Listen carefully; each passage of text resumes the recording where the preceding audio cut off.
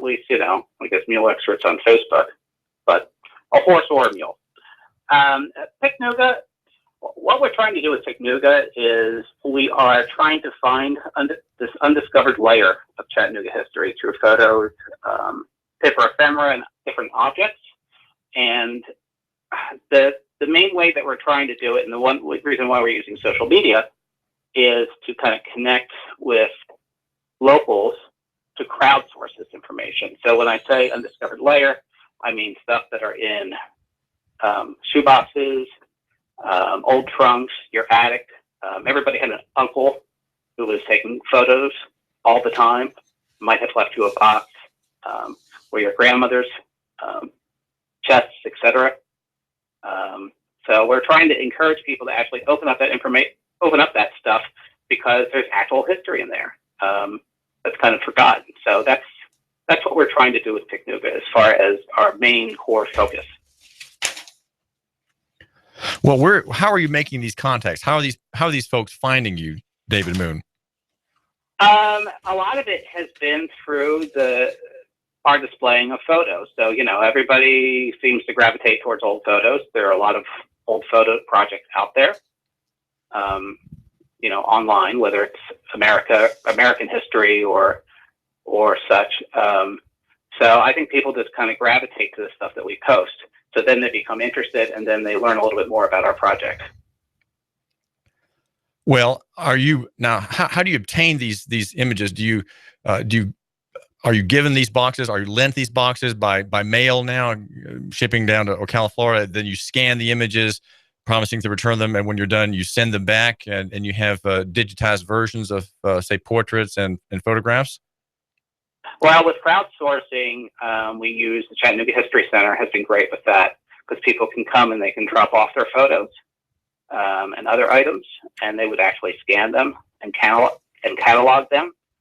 So people don't have to send it off to myself here in Florida, which is kind of a good thing, because people don't necessarily want to park their items for too long. Right. Sending it off to strangers, maybe. So they have a point. Yes, they have a local point of drop off. They're handled by somebody who has a master's degree in preservation, and her helpers. So, we really try to keep to a very kind of scientific approach when scanning and cataloging. Well, it seems like with crowdsourcing, you're going to have an ever-increasing number of submissions. Will that burden the local history museum staff beyond what it can bear? It kind of comes and goes. Sometimes, like right now, we've got a lot of activity. So sometimes stuff has to be put in the queue. They're always trying to catalog their stuff as well. So so far it's worked. So there hasn't been too much of a burden, or at least they haven't told me. Now, a lot of the pictures on picnooga.com are buildings and sort of scenes of geography with the distant Lookout Mountain, warehouses, factories, grain silo facilities, and the like. Mm-hmm. Well, we'll say something about some of the ones that have drawn your special notice, David. A lot of people ask me what my favorite thing is, and it's usually the latest thing that came in. I'm kind of a generalist when it comes to Chattanooga history. I like it all. I like the photos of the old buildings, et cetera, and I think a lot of other people like that too. But, I also kind of like the more human side of Chattanooga and portraits and pictures of people and such. Because I think it's a little bit more rare. It's a little bit more personal, because those things are usually coming out of people's attics and people's shoe boxes, opposed to, large collections like the Heiner collection or the Steinberg collection. We'll say something about who are the Steiners and what did they collect? The Heiners. Heiners. He collected quite a lot of stuff as far as some of the more famous families in Chattanooga. Also buildings and such. He wrote 3 books, I believe, in the 50s and 60s on Chattanooga history, and he's kind of the godfather of Chattanooga history. So a lot of his stuff is more infrastructure stuff. streetcars and stuff like that. Steinberg, who recently, in the last few years, donated his collection, was all Chattanooga transportation. And there's a large amount of that. That has not been digitized as far as I know. The Chattanooga Library has that. And I know the Chapin collection, which again was kind of a general collection of stuff, I believe started the collection there at the library, if I'm not mistaken. So there's lots of stuff that's more infrastructure,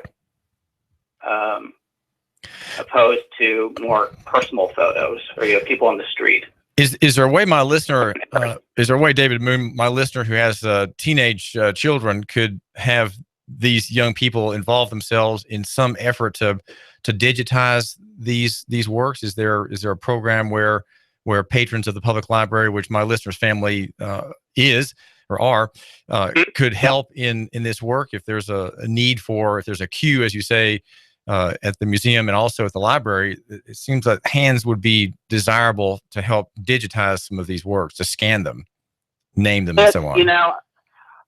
I know that the Chattanooga History Center has, limited space, and they do have volunteers always coming up. So it's pretty active. I can't say much about the library and what their plans are. I'm not so connected with them as far as digitizing. I mean, currently, and that's something that we're trying to figure out this year, is to try to help more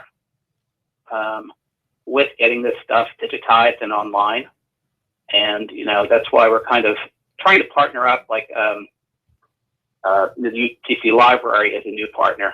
And, of course, they have lots of students at their disposal, and they have a brand new center where they have new scanners and photography equipment and a book scanner, which is quite nice.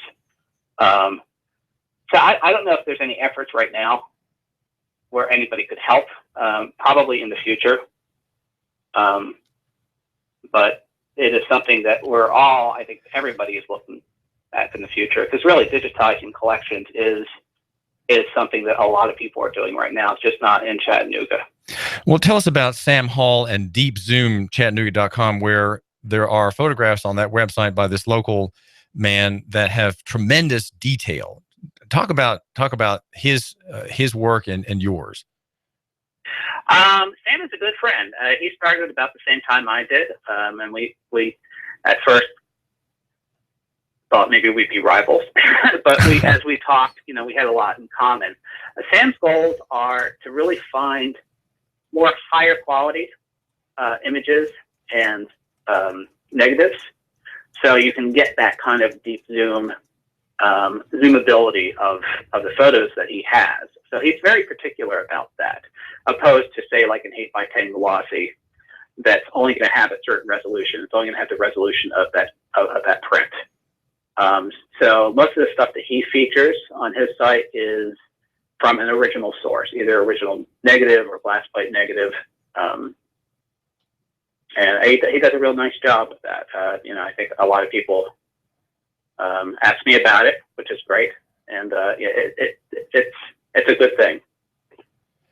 Well, I'm looking on his website at a colorized aerial photograph of downtown with a train department, the train yard, and all kinds of things which are now gone. And it's really remarkable to connect with them.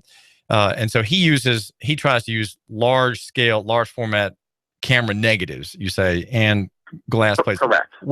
Say something about the quality that is contained in these large negatives. How big are these negatives, and what is the power, you might say, the power to reveal detail in them? As far as the negatives go, I mean, they could be as small as 4x4 or 5x7. It's not necessarily that they're large per se. I mean, some of them get to be pretty large, and I'm not sure exactly how large he's dealing with in some of the earlier ones. But you can get a lot of, because they're at the negative level, you can get a lot of detail. I mean, when people created negatives, and of course, we've all taken a lot of us have taken pictures with film.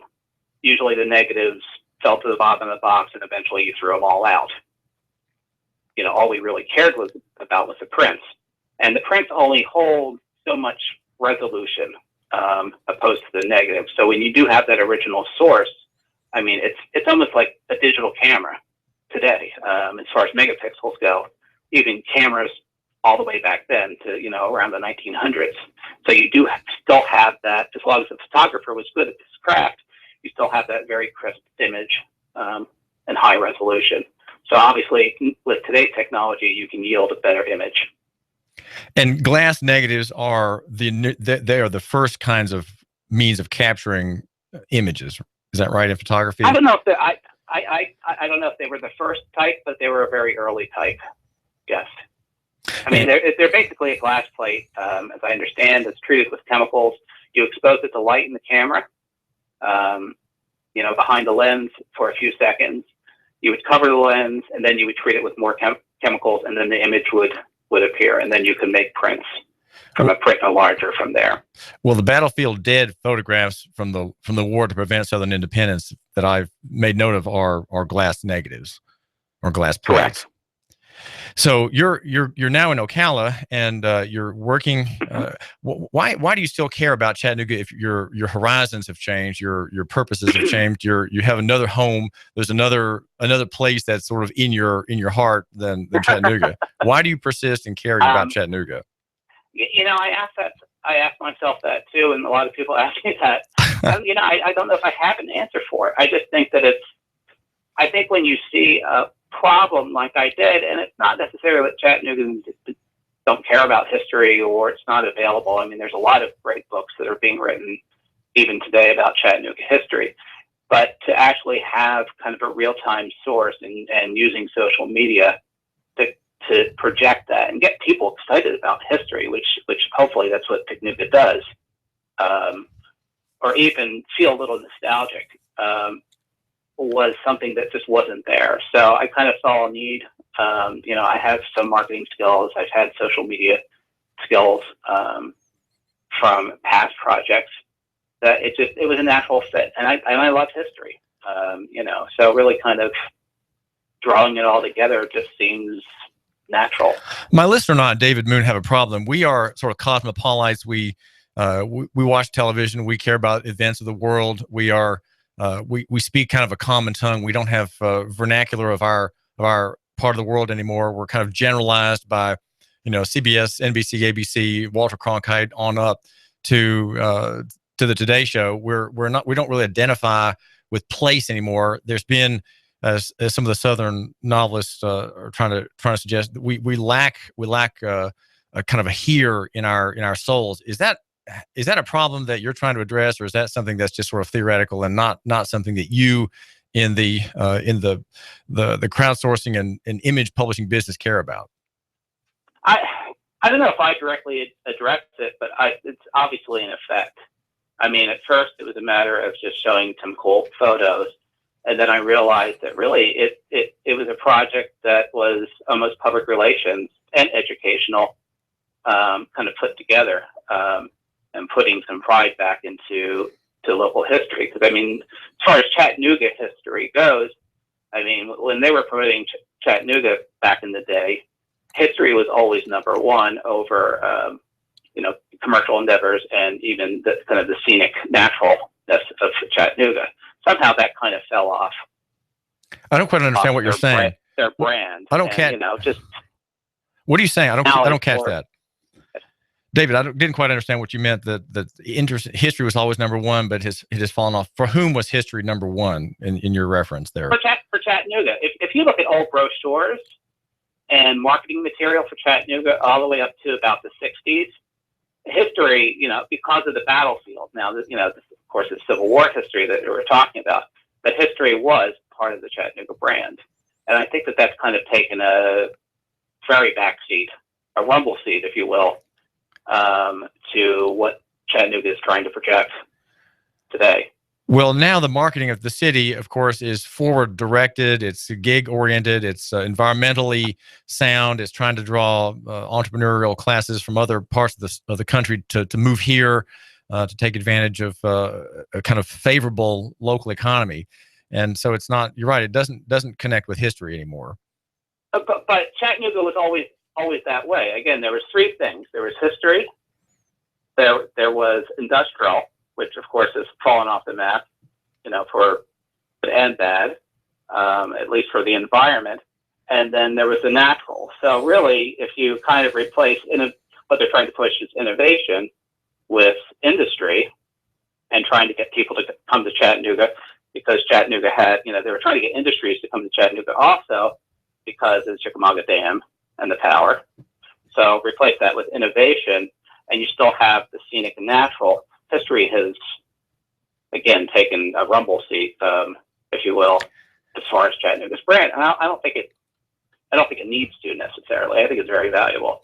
What's coming up on your publication schedule, David Moon of Picnooga.com? What's next? Well, we actually, yesterday, we got confirmation that there's about 50 more glass plate negatives, which brings it up to maybe 120, 130,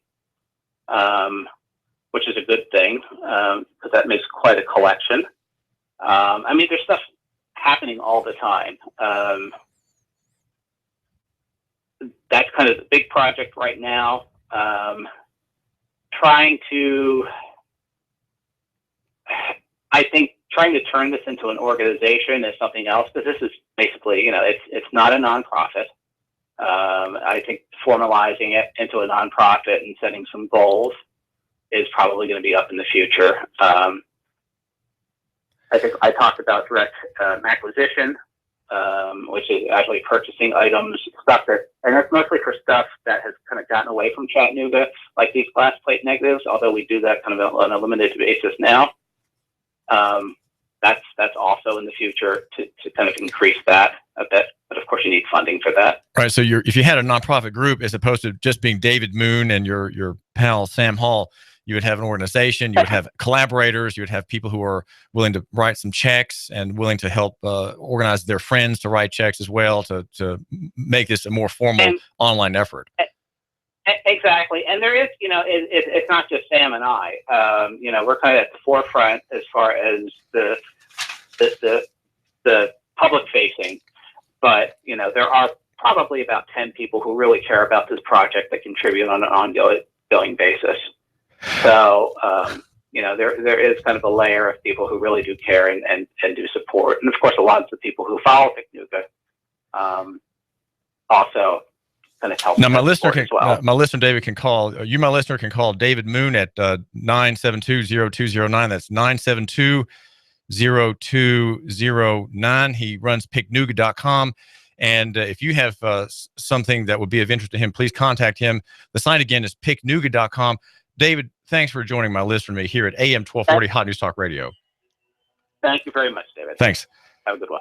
This is David Tulis. We are brought to you by Choo Choo Barbecue, the best barbecue in town, specializing in catering the best sandwiches, pork, chicken, or beef, with a secret rub and a delicious, delicious smoked flavor. Choo Choo Barbecue of Hickson. The number is 870-7894. Get that, write that number down, and make your plans to have your event catered, the party, maybe the birthday party, catered by Choo Choo Barbecue of Hickson. 870-7894. You give us 12 minutes and 40 seconds, we'll give you Chattanooga and the world. News Talk 1240. Expect a bone-chilling start to your Tuesday. We'll see lots of sunshine. Continued cold, though, highs near 35. Tonight, more clouds, overnight lows lower 20s. For Wednesday, an area of snow will move in from the west, gradually changing to a wintry mix, and then all rain, but some accumulations possible, highs into the 30s. For lunch or dinner, come to Guthrie's, home of the original golden fried delicious chicken finger with their special sauce. Open daily, locations in Trenton, Signal Mountain, and Ringgold. Go get Guthrie's. It's always good. And I'm 1412 Chief Meteorologist Patrick Ward. On AM 1240, Hot News Talk Radio. You give us 12 minutes and 40 seconds, we'll give you Chattanooga and the world. News Talk 1240.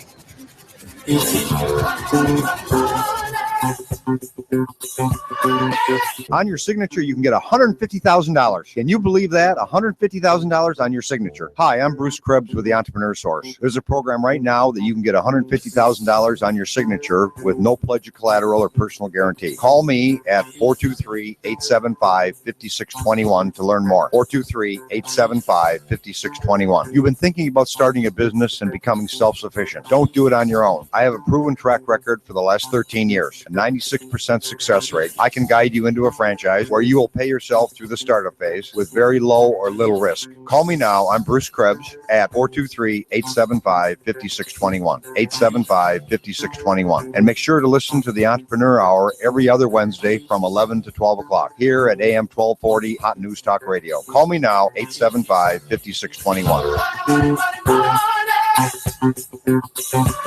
While politicians debate climate change and taking our guns, they leave America vulnerable to disaster. You need to act now to keep your family safe and prepared. Do you have an emergency plan? Do you have long-term storage food? Do you have the skills and mindset to survive a disaster? If not, what are you waiting for? Call P5 Preparedness right now, 423-602-2175. Do you honestly think the government is going to help you? If you do, you are wrong. Dead wrong. Don't get caught unprepared. Let the experts at P5 Preparedness get you ready for any emergency or disaster situation. Today, we offer a wide range of classes for the beginner on how to prepare, as well as the expert prepper. We stock a wide range of supplies, including long-term storage food, water filtration, outdoor gear, tactical gear, and plate carriers. P5 Preparedness, East Brainerd Road between I-75 and Gun Barrel Road. You will see the Army Deuce and a Half truck, 423-602-2175, 1309 Panorama Drive, Chattanooga, P5Preparedness.com. I'm blowing everything up. We're starting over. I'm doing a new show. I want guys who push it to the middle of the table and go over the top. Take a risk, fail miserably. I'm right, and I'm not wrong, and I'll never back down. Conflict works. Allow it. It's The Herd with Colin Cowherd. Right here and everywhere. Noon Eastern. You give us 12 minutes and 40 seconds, we'll give you Chattanooga and the world. News Talk 1240. Fox News Radio, I'm Lillian Wu. Wall Street seeing a rally at the open after a 3-day break. The Dow Jones Industrial Average had its worst 2-week start to the new year ever last week, thanks to worries over the global economy. Those worries include China's financial and economic turmoil and a slump in crude oil prices. Fox Radio's Tanya J. Powers. The Supreme Court has agreed to review the president's plan to shield up to 5 million immigrants from deportation, and the Eagles mourning the loss of founding member Glenn Fry. The band writing on their website, words can neither describe our sorrow nor our love and respect for all that he has given to us. You can't hide. After meeting Don Henley in 1970, the pair formed the Eagles and released their self-titled debut 2 years later. Henley said in a statement, "He was like a brother to me. We were family." Fox Radio's Michelle Polino. Fox News. We report. You decide. You give us 12 minutes and 40 seconds, we'll give you Chattanooga and the world. News Talk 1240. AM 1240 Hot News Talk Radio with your Hot News Now update. The Hamilton County School Board will be meeting today at 5:30 in a closed-door session. District Attorney Neil Pinkston will be speaking about the Ottawa High School rape investigations, as well as his findings regarding the status of bullying and hazing in county schools. School board member Dr. Greg Martin said, "I think the community has made it pretty clear that they've lost confidence in the system, and I think there needs to be a change." A brother and sister have been arrested on robbery charges after the robbery of a one-stop mini-mart on South Lee Highway in Cleveland. Security cameras purportedly show one person demanding money with a handgun. Sheriff Eric Watson credited the arrest to information his office received from the public. And TDOT is holding a sign contest to see who can come up with the best safety message for the dynamic message displays on interstates. TDOT's goal with those messages is to raise awareness of highway safety. Last year's winning entry was "Texting and driving, oh, sell no." If it's going on in the Tennessee Valley, it's going on Hot News Talk Radio. You give us 12 minutes and 40 seconds, we'll give you Chattanooga and the world. News Talk 1240.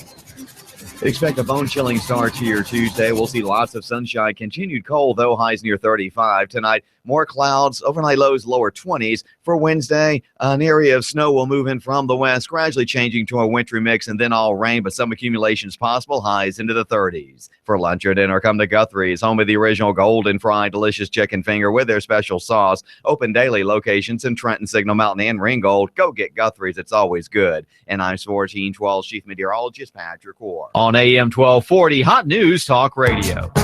When the weather turns bad, turn to AM 1240 Hot News Talk Radio. On the net, hotnewstalkradio.com. Follow us on Twitter, YouTube, and Facebook. From the Hot News Talk Radio Weather Center. Chattanooga, we've got you covered. When the weather turns bad, the Tennessee Valley turns to Hot News Talk Radio. Go, go, go, go, go, go. You give us 12 minutes and 40 seconds, we'll give you Chattanooga and the world. News Talk 1240. Live from Chattanooga, Tennessee, it's Nooganomics with David Tulis.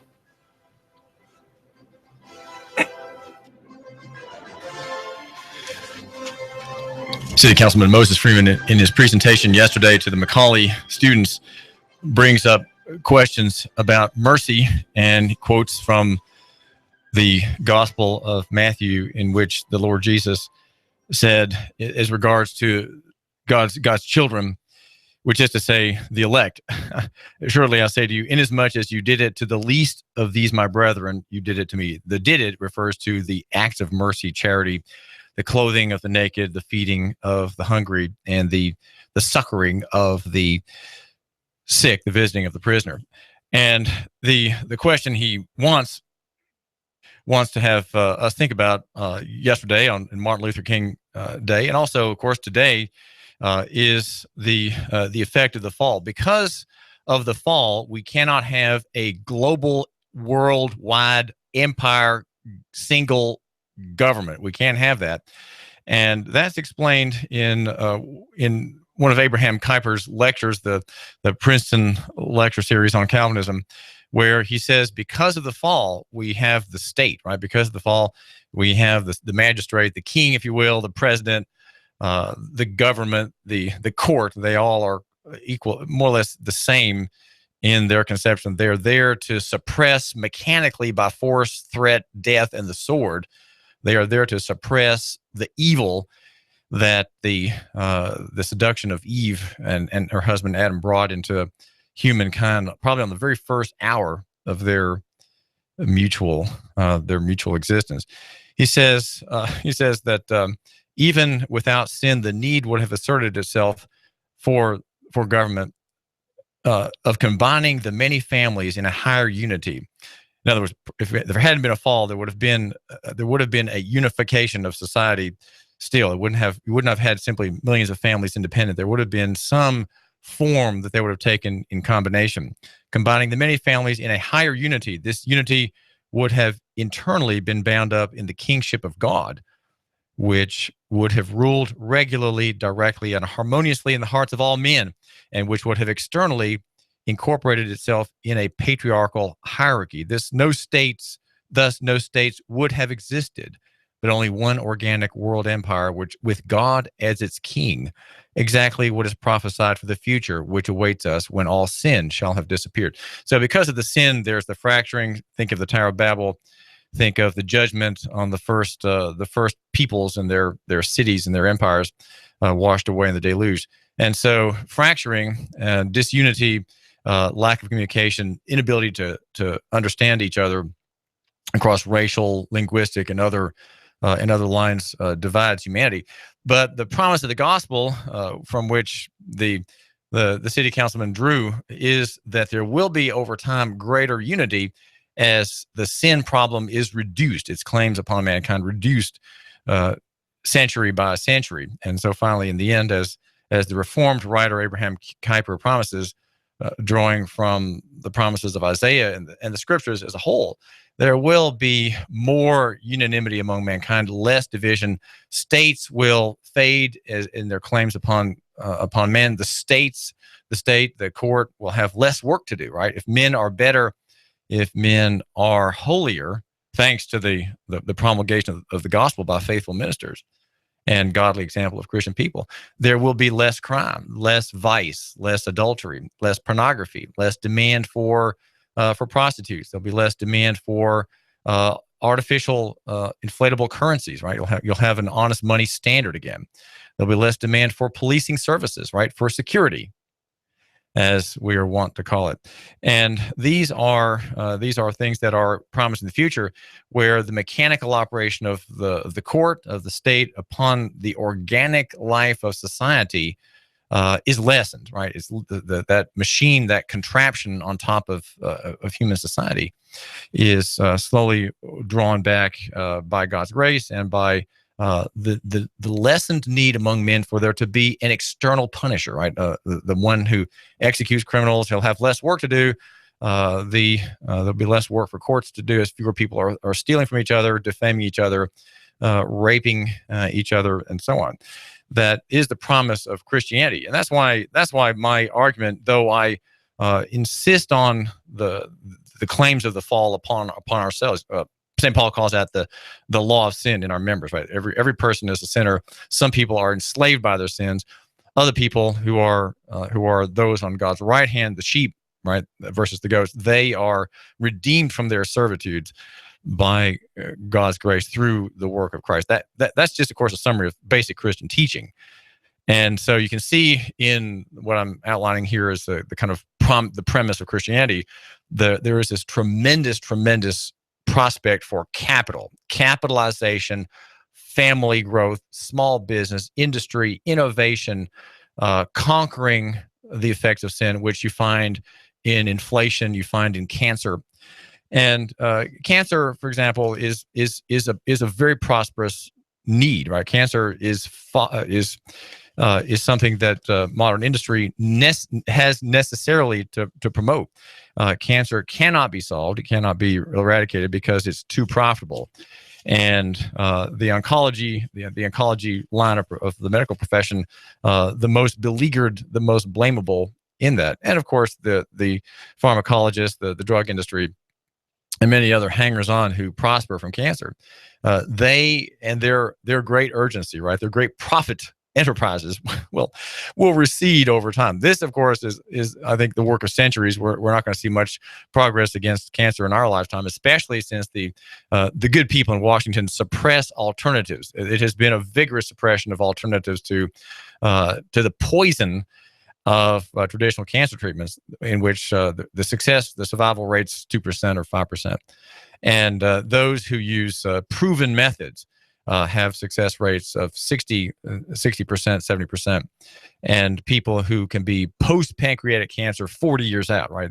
How is it that in the traditional model, which is controlled by industry and the good people, do we not have such data? Well, that's all suppressed, and we understand that it is that way. It's wrong, but it's just the way it is for now.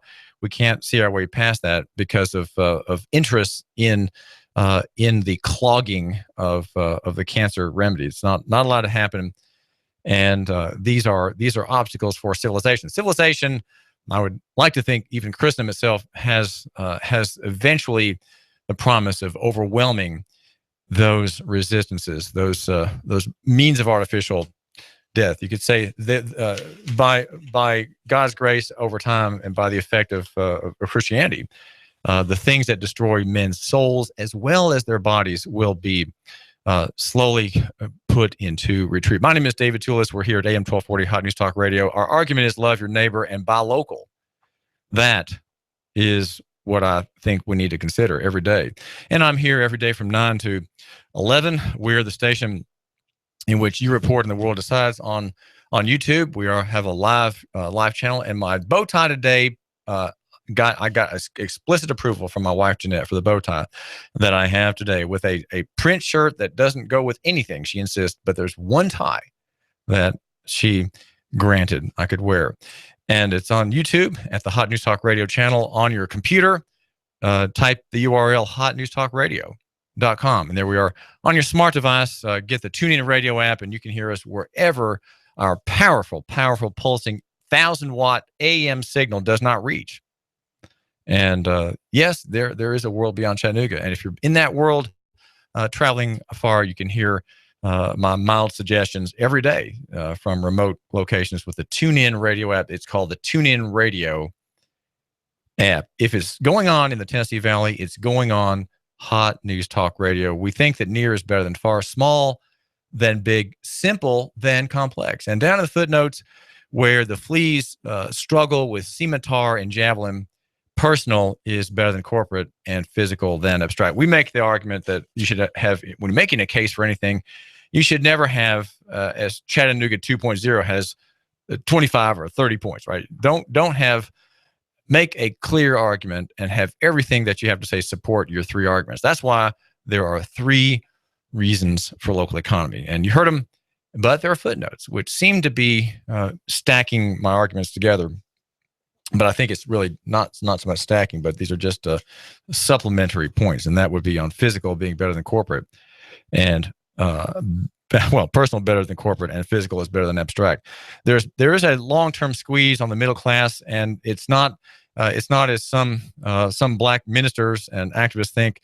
It's not the system. It is the system. Right? The system is not what we think. It's not because of lack of government welfare programs that there is a thinning out of the middle class, more difficulty of poorer people, less capitalized people of getting into the middle class. The middle class back in the 60s, when David Moon shows pictures of Chattanooga at Picnooga.com in that period, or in the Zoom, the website, which is called deepzoomchattanooga.com, you see pictures from the 60s. The photographs then were of a time in which the people very easily were in the middle class. And Charles E. Smith, writing about why the middle class is eroding, refers to the collapse of Rome and the arrival of the French Revolution, which touch on the same conditions that we have, he suggests, today. A society without a functioning middle layer of economic and social activity is not stable, though repression, he says, can mask this for a time. And he often cites the historian Peter Turchin and his book War and Peace and War, The Rise and Fall of Empires, that societies lose cohesion needed for concerted collective action, and they collapse either by failing to meet an external threat or from internal conflicts. And we are, of course, the American Empire. It is an empire that is run out of Washington and the deep state, and it is facing terrific problems where in where you and I live, right? You and I, my listener, we could say we're middle class, right? I'm entrepreneur, tiny businessman trying to live a private life. Economy is constructed of a supremely wealthy elite and a thin layer of independent artisans and small farmers. And then at the bottom, a great mass of laborers with no assets, has no shared sense of identity or purpose. Those at the bottom have little in common with those at the top. And the thin middle, where you and I are, we are scraping by. We have little affinity with either the elite or the so-called poverty-stricken beneath. He says, this erosion of a self-employed, independent middle class was an important precondition for the collapse of Rome and the French Revolution. The lifestyle that was widely accessible to a broad swath of households in the 1960s, and those black and white photographs there with the Ramblers parked in downtown were near the bus station, right? Remember that bus station? Is now only available to the top 10%, below the wealthy top 5%. This includes not just possessions like a home or a vehicle, but productive assets that can be handed down to the next generation. There are 5 drivers of this erosion: the shifting of pension and health care costs and risks from the state employers to employees, the decline of scarcity value to labor in general, and specifically in college degrees, he says, that were once guaranteed a guaranteed ticket to middle class security. And then he says, as number 3, the inexorable rise in big ticket costs, higher education, as it's called, healthcare, and housing. Even as wages stagnate, these costs continue rising, claiming an ever larger share of household incomes, leaving less to save and invest. And then there's a transition in the economy from stable returns of your dividends to a financialized boom and bust economy that wipes out the middle class in the busts and does not rebuild it in the booms. That's what we are having now. We are thinly middled in our national economy. And I think you can see that here in Chattanooga with Chris Brooks of a local group particularly concerned about that problem. The regulatory and administrative barriers to self-employment in a globalized economy. That's the fifth reason. It's very difficult to start a business. It's extremely difficult. You are harassed at every point. You're decapitalized from the beginning. You are leached on. And the Chattanooga, Hamilton County economy could be 3 to 6 times wealthier than it is now, with thousands and tens of thousands of more people coming here, right? They would flock here. If we could be a free market county, if we could somehow secede from the state of Tennessee and form our own city-state with a classically liberal perspective, we would become a boom town, a boom county. And people could come here, they could save here, they could capitalize here. There could be circulating private currencies connected with gold and silver or Bitcoin. And there would be tremendous prospects. We're brought to you by Trade Bank of Chattanooga, the smarter way to barter, by the way. Call Jürgen Moose to find out what Trade Bank can do for you. The number is 877-2202, 877-2202. I get a lot of good printing work done at Advantage Printing, by the way, in Brainerd. It's just by the Belvoir line, by the Food City. With the blue awnings, that's Advantage Printing, 629-1800, 629-1800. Alan Jones and his crew get out my homeschool newsletter in a jiffy. I'm always looking forward to get it to him so it can be mailed. And I'm, in fact, in the throes of production now, trying to put out 20 pages of type and advertisements for a vibrant homeschool market. Hundreds and hundreds of local families subscribe to this newsletter. And it's you can find out more about it. Just email me at Nooganomics.com. I'm the editor, by the way, of Nooganomics.com. Nooganomics.com. I've been dealing with a crisis in a godly man's life. The fiddler in Lawrenceburg, Tennessee, and he is in a predicament because he doesn't have a Social Security number, and he's trying to apply for a driver's license to enter into the world of commerce, having been convicted and facing a second criminal case against him for driving without a license. He is traveling in his private conveyance apart from the administrative state, apart from commerce, and is being hounded and harassed by the state troopers for exercising a constitutional right. And on December 22nd was convicted for exercising his constitutional rights. It is a crime to do so in Tennessee. Now, there's another thing. I wanted to mention him, but I see my time is getting away from me. So I want to just tell you, there's a constitutional carry bill has been filed in the Senate and the House in the General Assembly. And it's important to understand what this means. Constitutional carry effectively does away with a gun ban in Tennessee. Tennessee is a terrible state for the right to bear arms. It's terrible. Our statute is based on a concept called the intent to go armed statute, which says that you cannot carry a weapon with the intent to go armed. And what that means is, even though the legislature has limited authority in the Constitution to regulate the wearing of arms, this statute goes well beyond that. It is an unconstitutional law, has not been successfully challenged. The challengers have all dropped out at the Court of Appeals stage and not taken it higher. But it criminalizes weapons almost totally, right? You can have a weapon in your business and in your home, but that's it. You can't do anything with it. You can't carry anything with it. It's always a crime. It is a crime in toto.